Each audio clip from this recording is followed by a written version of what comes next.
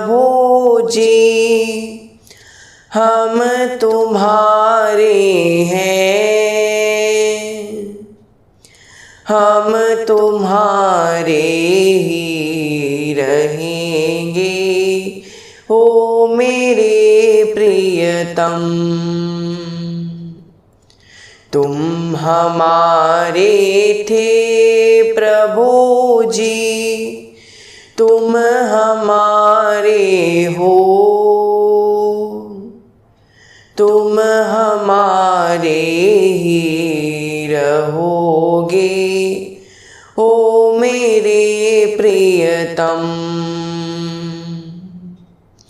ओ मेरे प्रियतम,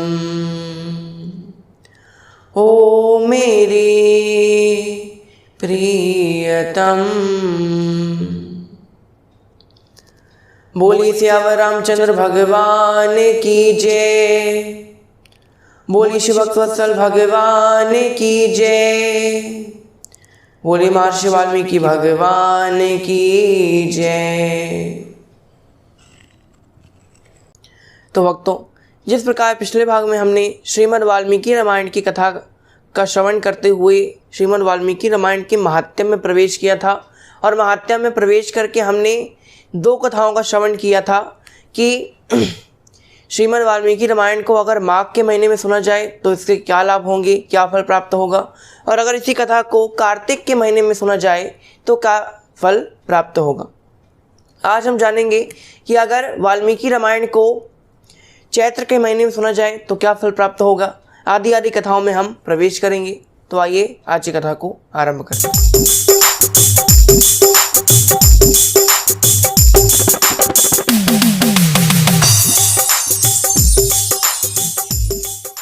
तो अब हम जानेंगे कि अगर श्रीमद् वाल्मीकि रामायण की कथा को राम कथा है, भगवान के राम के जो सुंदर सुंदर चरित्र हैं, अगर उनका श्रवण हम चैत्र के महीने में करते हैं तो इसका क्या फल प्राप्त होता है। यहाँ पर नारद जी से सनकादिक मुनि भी यही प्रश्न पूछते हैं कि नारद जी, हमें ये बताइए कि अगर श्री रामायण की जो कथा है, अगर इसको चैत्र के महीने में सुना जाए तो क्या फल प्राप्त होंगे, इसके पीछे क्या इतिहास जुड़ा हुआ है, उसके बारे में हमें विस्तार पूर्वक बताइए। तब यहाँ पर नारद जी सनकादिक मुनियों को बताते हुए कहते हैं कि सनकादिकों, एक बार की बात है, प्राचीन कलयुग यानी जो कलयुग है जो अभी चल रहा है वो कलयुग नहीं, पहले जो कभी कलयुग घटा होगा उस कलयुग में एक कलिक नाम का एक व्याध था। कलिक नाम का एक व्याध है, व्याध यानी शिकारी। वो बहुत पाप कर्म करता था, अपने उसने पूरे जीवन में हमेशा पाप कर्म किए। गौ हत्या करना, ब्राह्मणों की हत्या करना, मदिरा पान करना, गलत स्त्रियों के साथ संग रखना, जितने भी बुरे कर्म थे वो सब किया करता था। चोरी करना, डकैती करना, सबको तंग करना, ब्राह्मणों को परेशान करना, सबका जो धन था उसको चोरी कर लेना, लोगों को मारना, पीटना, पशुओं को मारना, उनकी हत्या करना, पशुओं का मांस खाना, जितने पाप थे वो सब किया करता था। एक बार की बात है कि वो भूख प्यास से भटकता हुआ धन को चोरी करने के लिए ऐसा विचार किया कि अब मैं और किसी नगर में जाऊं और धन चोरी करूं। तब ऐसा विचार कर कर वो एक सौवीर नाम के नगर में पहुंचता है। सौवीर नगर बड़ा संपन्न नगर था, बड़ा खुशहाल नगर था। वहाँ पर बड़े बड़े घर बने हुए थे, बड़े बड़े अच्छे अच्छे फलदार वृक्ष लगे थे, अच्छे अच्छे चबूतरे थे। लोगों के घर तो बड़े इतने इतने विशाल थे कि आज भी नहीं मिलेंगे, इतने बड़े बड़े घर थे लोगों के, और बड़े सुंदर सुंदर, ऐसा नहीं कि बहुत ज़्यादा ओल्ड फैशन वाले, नहीं, बहुत सुंदर सुंदर घर, एकदम बढ़िया सजावट की हुई, और वहाँ की जो साज सज्जा थी वो बहुत सुंदर थे। यहाँ जब उस व्याध ने देखा कि नगर इतना संपन्न है तो उस व्याध के मन में विचार आया कि ये नगर इतना संपन्न है तो अब तो यहीं पे सारा डकैती हमको करनी, एक एक दिन करके मैं सब जगह में लूटपाट करूँगा और पूरी ज़िंदगी ऐश में रहूँगा, क्योंकि यहाँ पर हर घर मुझे बड़ा मालदार लगता है। तब वो पूरे जो गांव था, पूरा जो नगर था सौवीर नगर, उस पूरे नगर को मुआयना करने के लिए कि कौन सा घर कहाँ है, कौन से रास्ता कहाँ जाता है, कोई शॉर्टकट लॉन्ग कट, सब देखने के लिए सब अच्छे से नगर को घूमने लगा। घूमते घूमते उसे भगवान श्री राम का एक बहुत सुंदर सा मंदिर दिखता है। बहुत बड़ा मंदिर था, सोने का मंदिर। ऊपर जो गुंबद था मंदिर का वो सोने का बना हुआ था, गुम्बद के ऊपर सोने के कलश लगे हुए थे, मणियाँ भगवान की मूर्ति में जड़ी हुई थी।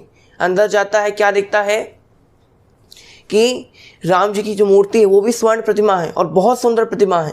आगे पीछे हर जगह रत्न मोती हार आदि सब कुछ भगवान पर चढ़े हुए हैं। तब उसको लगा कि सबसे पहला डकैती तो मंदिर में करनी, क्योंकि मंदिर सबसे ज़्यादा संपन्न लगता है। लोगों के घर तो मिट्टी के हैं, लेकिन मंदिर तो सोने का है, तो सबसे पहले मंदिर में डकैती डालनी है, बाद में फिर दूसरे घरों में जाएंगे। तब यहाँ विचार करने लगा। तब यही विचार करते करते उसकी नज़र पड़ती है मंदिर में। अब वो थोड़ा घूमने लगा, देखने लगा कि क्या है मंदिर में और कैसी कैसी चीज़ें हैं। तो ये सब देखते देखते उसकी नज़र साधु पर पड़ी। एक साधु महात्मा जो उस मंदिर में बैठे हुए राम नाम का जाप कर रहे थे, उनका नाम था उतंक मुनि। उतंक नाम के मुनि पर उस व्याध की नज़र पड़ती है। अब यहाँ उस व्याध ने कहा कि ये हमारी चोरी डकैती के बीच में बाधा है, इसको पहले कैसे न करके इसको हटाना पड़ेगा, इसको मारना पड़ेगा, क्योंकि अगर ये नहीं मरा तो ये बीच में कुछ हल्ला गुल्ला कर देगा रात को जब हम चोरी करेंगे, और पूरे गांव वाले आएंगे, पूरे शहर वाले गांव वाले सब लोग आएंगे, मुझे पीटेंगे। तो पहले उसने सोचा कि पहले उतंग मुनि का काम तमाम करते हैं, बाद में चोरी करेंगे। रात होती है। रात के समय जब तक रात नहीं हुई थी, सुबह से शाम तक वो उस मंदिर के पास ही कहीं पर बैठा हुआ था, एकदम चोरी छुपे हुए। जैसे ही रात हुई, उतंग मुनि विष्णु भगवान की जो है स्तुति कर रहे हैं, उनकी वंदना कर रहे हैं, भगवान के ध्यान में लीन हैं। यहाँ पर जो चोर है व्याध, वो चोरी करने में लीन है। अब यहाँ पर व्याध ने सोचा पहले इस महामुनि को मारो। जैसे ही उस व्याध ने अब यहाँ पर उसने सोचा कि चलो अब मारते हैं, तो उसने जो छाती थी महात्मा जी की छाती पर पैर रखा, चाकू निकाला, और जैसे ही महात्मा जी को मारने वाले वैसे महात्मा जी अपनी ध्यान निद्रा से उठते हैं और क्या देखते हैं कि अरे ये कौन है जो मुझे आज मारने आ रहा है। तब यहाँ पर महात्मा जी ने पूछा तुम कौन हो। उतंग मुनि ने पूछा तुम कौन हो। तब यहाँ पर उस व्याध ने बताया कि मैं कलिक नाम का एक व्याध हूँ, मैं इस मंदिर में चोरी करने आया हूँ और तुम मुझे चोरी करने नहीं दोगे, इसलिए सबसे पहले मैं तुम्हारा काम तमाम करने आया। अब यहाँ पर उतंग मुनि ने कहा कि मनुष्य तुम ये बताओ तुम ये गलत काम क्यों करते हो, तुम मुझे क्यों मारना चाहते हो। अरे मेरा कोई अपराध होता तो समझ में आता कि भाई तुम हमको मार रहे हो, मैंने तुम्हारा कुछ अपराध किया, कुछ चोरी कर लिया या कुछ परेशान किया तुमको, मैंने तुम्हारा कुछ नहीं बिगाड़ा, फिर भी तुम मुझे क्यों मारना चाहते हो। यादव ने कहा कि मैंने पहले ही बताया तुम मेरे चोरी के मार के बीच में बाधा हो और पहले इस बाधा को हटाना है। अब यहाँ पर साधु महात्मा ने अपनी ज्ञान की पेटी खोली। साधु महात्मा जी ने कहा कि मनुष्य तुम ऐसे गलत गलत काम क्यों करते हो, ये गलत काम क्यों करते हो, ये चोरी करना, डकैती करना, लोगों के घर में डाका डालना, गलत लोगों के साथ संग रखना, भगवान का नाम जपो, ये सब गलत काम तुम किस लिए करते हो, क्यों करते हो। अब यहाँ पर उस व्याध ने कहा ये सब मैं अपने परिवार के लिए करता हूँ, मेरी पत्नी, मेरे बच्चे, मेरे माता पिता, इनका जो आजीविका है वो इसी से चलती है, मेरा जीविकोपार्जन इसी से होता है। अगर मैं चोरी नहीं करूँगा, डकैती नहीं करूँगा तो मेरे जो पत्नी हैं, बच्चे हैं वो तो भूखे मर जाएंगे, मेरे माता पिता वृद्ध हैं वो भूखे मर जाएंगे। अब यहाँ पर उतंग मुनि ने कहा कि तुम्हारे जो बालक हैं, स्त्री हैं, वो कभी भूखे नहीं मरने वाले, ये मैं तुमको गारंटी देता हूँ। तुम मर भी जाओगे ना तो भी तुम्हारे बालक और पत्नी भूखे नहीं मरने वाले। तुम मर जाओगे, हो सकता है कुछ दिनों तक उनके लिए दुख का समय रहेगा कि भाई उनके पिताजी मर गए, उनका पति मर गया, लेकिन 4 दिन बाद दोबारा उनका वही हो जाएगा जो तुम्हारी मृत्यु से पहले जैसे थे। मतलब कोई प्रभाव नहीं पड़ने वाला। मतलब तुम ऐसा मत सोचो कि सब तुम्हारे ऊपर ही निर्भर है, कोई तुम्हारे ऊपर निर्भर नहीं। जब तक तुम्हारे पास धन है, शरीर है, तुम्हारे पास जब तक काम करने की शक्ति तब तक ही तुम्हारे हैं। जैसे काम करने की शक्ति खत्म, धन खत्म, सब तुमसे दूर हो जाने वाले हैं। एक बार की बात है, एक गांव में एक लंबारदार साहब रहा करते थे। सेठ माने एक सेठ थे। उन्होंने अपने घर में एक तोता पाल रखा था। तोता उनको बहुत लगाव था, मतलब तोता को वो लेकर आए थे तो उन्हें जान से प्यारा था, बहुत अच्छा लगता था तोता उनको। एक बार की बात है, दुर्भाग्यवश उस तोते को एक बिल्ली ने खा लिया और उसकी मृत्यु हो गई। यहाँ पर लंबारदार साहब ने, सेठ जी ने अपने घर में तोते की मृत्यु पर एक बैठक बुलाई। पूरा गांव उस बैठक में आया, बैठे, कई सारी बातें हुई, उसके बाद चले गए। यहाँ पर कुछ समय पश्चात उस सेठ जी की मृत्यु हो जाती है। यहाँ पर जब सेठ जी की मृत्यु हुई तब कोई भी नहीं आया। बुलाया सबको गया, लेकिन आया क्यों नहीं? लोगों ने कहा अरे क्या करना है, बेफालतू में जाएंगे, टाइम वेस्ट करना, नहीं जाना। तो समझे आप लोग इस कथा का मतलब कि जब लंबारदास साहब सेठ जी के तोता मरा, सेठ जी का तोता, तब पूरा गांव आया, लेकिन जब सेठ जी मरे तब कोई भी नहीं आया। यानी जब तक सेठ जी के पास पैसा था, जब तक सेठ जी थे, तब तक उनका तोता, उनकी जूतियाँ सब उन गांव वालों के लिए मायने रखती थी। लेकिन जब सेठ जी नहीं बचे तो तोता, जूतियाँ, घर कोई मतलब का नहीं, तो कोई नहीं आया। यानी जो साधु थे उतंग मुनि, उन्होंने भी उस व्याध को यही समझाया कि तुम ये सब क्यों कर रहे हो, अरे भगवान नाम का जाप करो, ये पाप क्यों चढ़ा रहे हो, क्योंकि तुम्हारे ये जो पाप कर रहे हो वो तुम्हारे इन पापों को कोई बांटने वाला नहीं है। तुम ऐसा सोचो कि ये जो तुम पाप कर रहे हो तो उसकी भागीदार तुम्हारी पत्नी हो जाएगी, तुम्हारे बच्चे हो जाएंगे, तुम्हारे माता पिता हो जाएंगे, तो ऐसा नहीं होने वाला। तुम्हारा ये जो पाप तुम कर रहे हो, उन पाप की भागीदार तुम स्वयं ही होगे, और कोई तुम्हारे इस पाप का भागीदार नहीं होने वाला। तुमको ही दंड मिलने वाला है। यमराज नहीं कहेंगे कि तुम्हारी पत्नी को बुलाओ तो आधा दंड उसको बांट देते हैं, उसने भी तो खाया है तुम्हारी चोरी का। ऐसा नहीं होगा। चोरी तुमने की है, पाप तुमको चढ़ेगा। अगर पुण्य तुम करते हो तो पुण्य का फल भी तुमको मिलेगा, और पाप तुम करते हो तो पाप का दंड भी तुम्ही को मिलने वाला है। ऐसा कुछ नहीं है कि अगर आप दूसरों के लिए, लोग कहते हैं ना कि जो आदमी लोग हुआ करते हैं, उनसे एक बार एक आदमी से पूछा कि भाई साहब, एक व्यक्ति ने, कि आप कोई पूजा पाठ क्यों नहीं करते, ये व्रत नहीं करते ना, आप कोई पूजा पाठ करते ना, आप कोई उपवास रखते, क्यों नहीं करते हैं, भगवान का ध्यान क्यों नहीं करते? तब उस आदमी ने कहा कि मेरी पत्नी मेरे बदले कर लेती, मेरी जो पत्नी है वो मेरे बदले कर लेती है, तो मुझे पुण्य प्राप्त हो जाता है। तो ऐसा बिल्कुल मत सोचिए कि ऐसा होता होगा, ऐसा बिल्कुल नहीं होता। आपको अपना काम खुद ही करना पड़ेगा। अगर पत्नी ने व्रत किया है, उपवास किया है, तो उसका सारा फल पत्नी को ही मिलने वाला। जब पति पत्नी स्वर्ग ऊपर जाएंगे भगवान के पास, तो भगवान कहेंगे कि पति को जाओ नरक में डालो, इसने कोई कुछ काम नहीं किया, पत्नी को स्वर्ग में डालो। पति कहेगा नहीं नहीं, मेरी पत्नी ने मेरे बदले पूजा की है, तो भगवान ने कहा तो फिर तुम्हारे बदले वो स्वर्ग भी चली जाएगी, तुम नरक में चले जाओ। यहाँ पर कहने का अर्थ ये है कि कोई किसी का काम नहीं करता, सब अपने अपने ही हैं। अगर आप अपने लिए जी रहे हैं, सब यहाँ पर रह सब रहे हैं, काम सबका करो, सबके साथ रहो, लेकिन ये मत समझो कि कोई तुम्हारे हैं, क्योंकि अंत समय में कोई तुम्हारे साथ नहीं जाने वाला है। यहाँ पर उतंक मुनि ये सब बातें उस व्याध को समझाते हैं। व्याध ये सब बातें समझकर बहुत रोने लगता है, बहुत फूट फूट कर रोने लगता है। व्याध कहता है महाराज जी, मैंने अपने पूरे जीवन में इतने बड़े बड़े पाप किए, इतने बड़े बड़े पाप किए हैं कि अगर उनकी गिनती करने बैठो ना तो आप कई युगों बीत जाएंगे, लेकिन उन पापों की गिनती नहीं हो। तो आप ऐसा कोई मुझे मार्ग बताइए जिससे कम समय में मैं अपने इन पापों को मिटा डालूं, मैं इन सारे पापों से मुक्त होकर भगवान के परम धाम को चला जाऊं। तब यहाँ उतंक मुनि ने कहा कि अगर तुम चैत्र के महीने में रामायण की कथा को श्रवण करते हो तो तुम्हारा कल्याण अवश्य हो जाएगा। यहाँ पर उतंक मुनि ने उस व्याध को बैठाया, व्याध श्रोता बना, उतंक मुनि यहाँ पर जो थे वो वक्ता बने। इसके पश्चात उतंक मुनि ने उस व्याध को रामायण की कथा 9 दिनों में यानी नहवान पारायण विधि से पूरी रामायण की कथा को श्रवण करा दिया।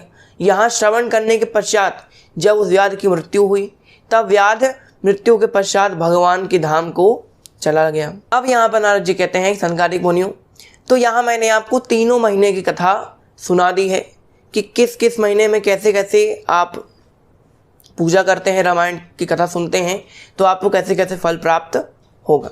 वैसे तो ये कथा कभी भी सुन सकते हैं, लेकिन अगर इन 3 महीनों में माघ, कार्तिक और चैत्र इनमें सुने तो ज़्यादा फल प्राप्त होता है। चैत्र मास, माघ मास या कार्तिक मास के शुक्ल पक्ष की प्रतिपदा से लेकर 9वीं तिथि तक कथा सुने तो आपको उत्तम फल की प्राप्ति होती है। यहाँ पर नारद जी अब संकादिक मुनियों को सारी जो राम कथा की विधि है बताते हैं कि कैसा वक्ता होना चाहिए, कैसा श्रोता होना चाहिए, रामायण की कथा कब कब सुननी चाहिए, कैसी कैसी विधियाँ होती हैं, किसको किसको कथा सुनानी चाहिए, किसको नहीं सुननी चाहिए। जैसे तो कथा सभी सुन सकते हैं, लेकिन कथा सुनाने के लिए आयोजन कैसा करें, व्यवस्था कैसी होनी चाहिए, लोगों को कैसे बुलाना चाहिए, निमंत्रण कैसे देना चाहिए, सारी बातें नारद जी यहाँ पर बता देते हैं। यहाँ पर अब नारद जी ये सारी बातें बताकर रामायण की कथा शुरू करते हैं। यहाँ पर नारद जी रामायण की कथा शुरू करते हैं कथा समाप्त करते हैं नारद जी। कथा सुनाकर सनकादिक मुनियों को विदा कर देते हैं। सनकादिक मुनि वहाँ से चले जाते हैं ब्रह्मा जी की सभा में। नारद जी भी चले जाते हैं अपने धाम में, चले जाते हैं, घूमने फिरने लगते हैं। तो यहाँ पर रामायण की कथा नारद जी ने सनकादिक मुनियों को सुना डाली। तो यहाँ हमने इन 3 कथाओं को जाना। तो इनकी 3 कथाओं से हमें क्या शिक्षा प्राप्त होती है कि रामायण की कथा कभी भी सुनी जाए, कोई भी सुने, कल्याण निश्चित है। श्रवण करने वाला, सुनाने वाला, दोनों को फल प्राप्ति होती है। ये रामायण की कथा है, कई लोगों ने अलग अलग प्रकार से लिखी है। जैसे कि वाल्मीकि जी ने संस्कृत में लिखी, अनुष्टुप छंद में लिखी, 24,000 श्लोकों में लिखी। वहीं तुलसीदास जी ने अपनी भाषा में, ब्रज भाषा को बनाया, अवधी भाषा में लिखी। दोहे और छंद, दोहा, छंद, चौपाई, सोरठा आदि, इन सबको गठित करते हुए रामचरितमानस अपनी लिखी। तो कहने का तात्पर्य ये है कि अलग अलग लोगों ने अपने अपने बुद्धि के अनुसार राम कथा को लिखा, लेकिन मुख्य स्वरूप से जो प्रामाणिक मानी जाती हैं वो है श्रीमद् वाल्मीकि रामायण, क्योंकि ये सबसे प्रथम लिखी गई थी। कुछ लोग तो कहते हैं कि ये वाल्मीकि रामायण जो है वो भगवान श्री राम के जन्म के 100 वर्ष पूर्व ही लिखी गई, लेकिन ये बात बिल्कुल भी सत्य नहीं है। राम जी की जो श्रीमद् वाल्मीकि रामायण वाल्मीकि जी ने लिखी, वो राम जी जब अयोध्या में राज कर रहे थे, जानकी माता इस जो वाल्मीकि जी का आश्रम है वहाँ थी, तब उन्होंने इस कथा को लिखना प्रारंभ किया था। नारद जी उनके आश्रम में आए थे। नारद जी से पूछा गया था, वाल्मीकि जी ने पूछा कि ऐसा कौन है इस विश्व में अभी प्रेजेंट में कि जिसकी कोई आज तक बुराई न कर सके, जिसके अंदर सब कुछ है, सब प्रकार की निधियाँ, सब प्रकार का जो सौंदर्य है, मर्यादा, पुरुषोत्तम है, ऐसा कौन है। तब यहाँ पर नारद जी कहते हैं कि अगर प्रेजेंट टाइम में, अभी इस वक्त अगर कोई ऐसा पुरुष है तो वो है भगवान श्री राम, जिनकी आज तक कोई बुराई नहीं निकाल सकता, वो सबसे श्रेष्ठ और सबसे उत्तम है। तब यहाँ वाल्मीकि जी ने रामायण की रचना की थी। उसका जो विस्तार रूप है वो हम आगे जानेंगे।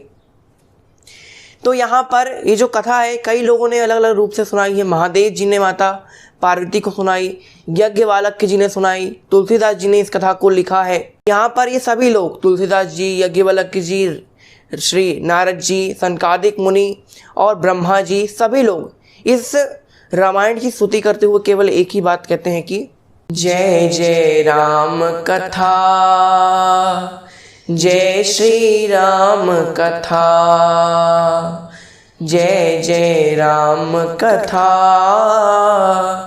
जय श्री राम कथा।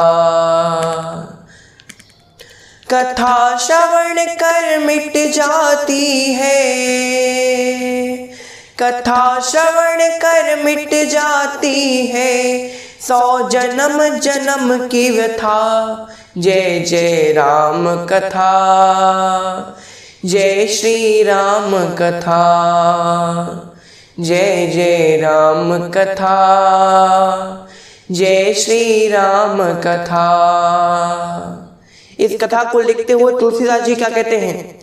राम कथा कलिकद मद गाई, राम कथा कलिका मद गाई, सुजन संजीवनी मूर सुहाई, सुजन संजीवनी मूर सुहाई। बुध विश्राम सकल जन रंजिनी, बुध विश्राम सकल जन रंजिनी, राम कथा कलि कलुष विभंजिनी, राम कथा कलि कलुष विभंजिनी। तेरा परमार्थ बन जाए, तेरा परमार्थ बन जाए, श्री नारद करे जथा। जय जय राम कथा, जय श्री राम कथा, जय जय राम कथा, जय श्री राम कथा।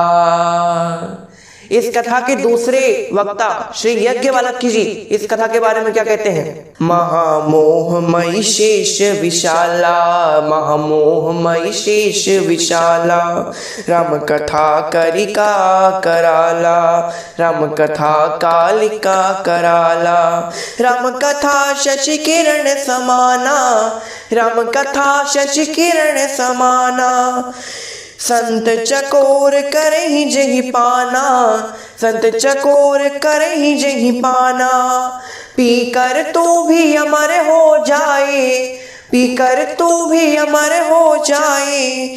श्री हनुमत करे जथा, जय जय राम कथा, जय श्री राम कथा, जय जय राम कथा, जय श्री राम कथा।